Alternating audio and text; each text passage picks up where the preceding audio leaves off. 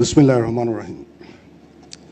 আজকের অনুষ্ঠানের প্রধান অতিথি মাননীয় প্রধান উপদেষ্টা, মাননীয় ধর্ম বিষয়ক উপদেষ্টা, মাননীয় পার্বত্য চট্টগ্রাম বিষয়ক উপদেষ্টা, ঢাকাস্থ বিভিন্ন মিশনের রাষ্ট্রদূত ও হাই কমিশনারবৃন্দ, ভারপ্রাপ্ত চেয়ারম্যান উপদেষ্টা পরিষদ বাংলাদেশ বুদ্ধিস্ট ফেডারেশন, সম্মানিত আমন্ত্রিত অতিথিবৃন্দ এবং উপস্থিত সুধী, আসসালামু আলাইকুম।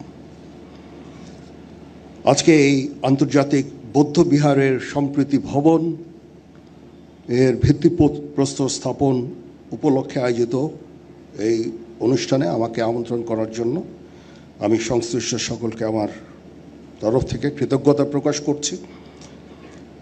আমি মাননীয় প্রধান উপদেষ্টার প্রতিও কৃতজ্ঞতা প্রকাশ করছি। আমি যখন ওনাকে অনুরোধ করলাম এরকম একটা অনুষ্ঠানের জন্য, উনি সাথে সাথেই রাজি হলেন এবং আমরা সবসময় এই দেশের ধর্ম, বর্ণ, গোত্র সকল সম্প্রদায়ের সাথে আমরা অত্যন্ত ওতপ্রোতভাবে জড়িত এবং আমরা একসাথে বাস করতে চাই। বাংলাদেশ একটা সম্প্রীতির একটা দেশ। এই দেশে হাজার হাজার বছর ধরে সকল ধর্ম, বর্ণ, গোত্র নির্বিশেষে আমরা শান্তিতে বসবাস করে আসছি। সেটারই একটা প্রতিফলন আজকের এই অনুষ্ঠান। এটা খুব শুধু একটা সম্প্রীতি ভবনের ভিত্তিপ্রস্তর স্থাপন উপলক্ষেই একটা অনুষ্ঠান নয়। এখানে আমরা একটা সম্প্রীতির একটা সমাবেশ করেছি, সেখানে সকল ধর্ম, বর্ণ, গোত্রের লোকজন আছে। আমরা এভাবেই আমরা আমাদের দেশটাকে দেখতে চাই। এই গৌতম বুদ্ধের যেই নীতি, অহিংসবাদ, সম্প্রীতি, মানুষের প্রতি ভালোবাসা, হিংসা বিদ্বেষবিহীন দেশ, এটাই আমরা গড়ে তুলতে চাই এবং আমরা চাই সবাই একসাথে এখানে সুন্দরভাবে বসবাস করব।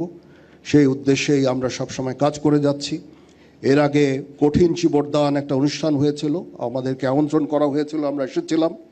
তখনও জিওসি 9 পদাতিক ডিভিশন তার লোকজন দিয়ে আমরা সবসময় শান্তি শৃঙ্খলা বজায় রেখেছি। এখন এই সম্প্রীতি ভবনের জন্য আনুমানিক 7.5 কোটি টাকার মতো ব্যয় হবে, সেটা আমরা ইনশাল্লাহ করে দিচ্ছি। এবং এখানে 24 পদাতিক ডিভিশন, 24 কনস্ট্রাকশন ব্রিগেড কমান্ডার এইখানে ভূমিকা রেখেছেন। তারা ডিজাইন এবং আর্কিটেকচারাল ডিজাইন এবং যে স্ট্রাকচারাল ডিজাইন অনুযায়ী এই কনস্ট্রাকশনটা করে দিবে। আমি তাদেরকে বলেছি যে 1 থেকে 1.5 বছরের মধ্যে এই কনস্ট্রাকশনটা যেন শেষ হয়ে যায়।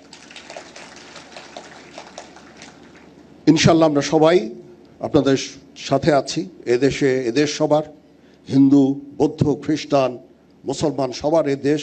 এই সম্প্রীতি বজায় রেখে আমরা বাস করতে চাই। আমি আমার জীবনের একটা বড় সময়, জীবনের শুরুতে যৌবনের একটা বড় সময় আমি চিটাগং হিল ট্র্যাক্সে আমি কাজ করেছি। সেখানে আমরা ওতপ্রোতভাবে বৌদ্ধ সম্প্রদায়ের সাথে জড়িত ছিলাম।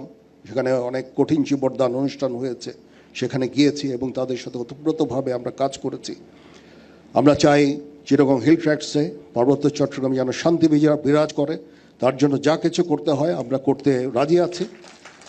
সমগ্র দেশে এই সাম্প্রদায়িক সম্প্রীতি রক্ষার জন্য যা কিছু করতে হয় সেটা আমরা করতে সবসময় সদা প্রস্তুত থাকব। আমি মাননীয় প্রধান উপদেষ্টাকে আবার ধন্যবাদ জানাচ্ছি। ওনার অনেক কর্মব্যস্ততার মাঝেও উনি রাজি হয়েছেন এখানে এসে এবং উনি আমাকে অনুপ্রাণিত করেছেন এই কাজের জন্য। এই জন্য ওনার প্রতি আমি কৃতজ্ঞতা জ্ঞাপন করছি এবং আমরা ইনশাআল্লাহ সবাই মিলে এই দেশ জাতিকে একটা শান্তির জায়গায় নিয়ে যেতে চাই।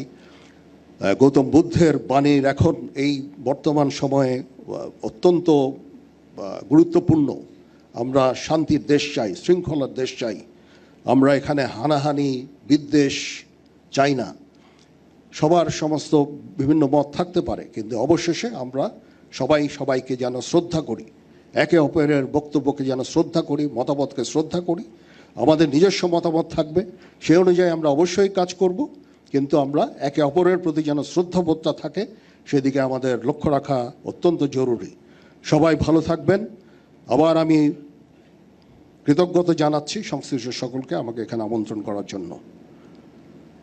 পৃথিবীর সকল প্রাণী সুখী হোক।